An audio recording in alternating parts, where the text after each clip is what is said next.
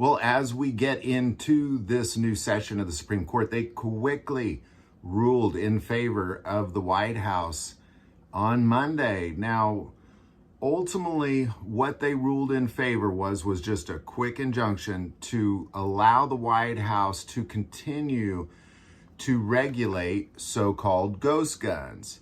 Now, we had a conversation about this a few weeks ago because this all began really all over the country, but Texas blocked that, and then a court overturned it, and now it has made its way to the Supreme Court, and they have ruled in favor of the White House continuing to regulate these firearms. Now, a couple things I'm going to say about this. Number one, there was no dissensions at all. All judges were involved here.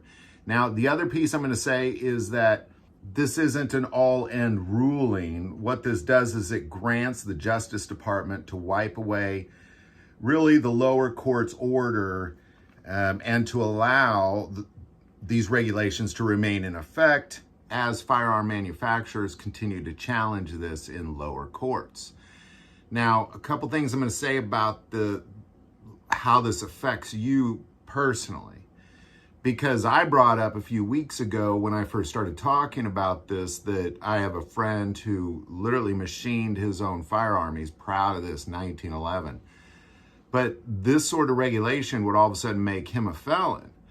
But what we are finding out is that this particular ruling does not affect the possession or the purchase of these particular parts. It's really just an injunction on the commercial sale only of certain parts with serial numbers. So it's important you kind of understand that somebody like my friend would not be a felon under these particular standings. But everybody else that's kind of purchasing these from retail outlets, that sort of thing, these parts, that now becomes regulated by the Justice Department. So I'll also say that a few states have interjected. Texas, as well as Missouri, as well as many different sheriffs across this nation have said we're not going to enforce this. And already, of course, there's a slew of lawsuits taking place as well, just in the last 24 hours. So, but there you go. The Supreme Court has ruled in favor of the White House continuing to regulate these particular firearms in the way that they have chosen to regulate them. So we'll see as this continues, but that's where we're at right now. Any thoughts or insight, especially that insight, definitely put that below. I do want to take a moment and say that most people that watch this channel are not subscribers to this channel. Please take a moment, hit that subscribe button. It greatly increases our ability to get our message out. But by far, the most important part of this channel is we take prayer requests. So please don't ever hesitate to send that in.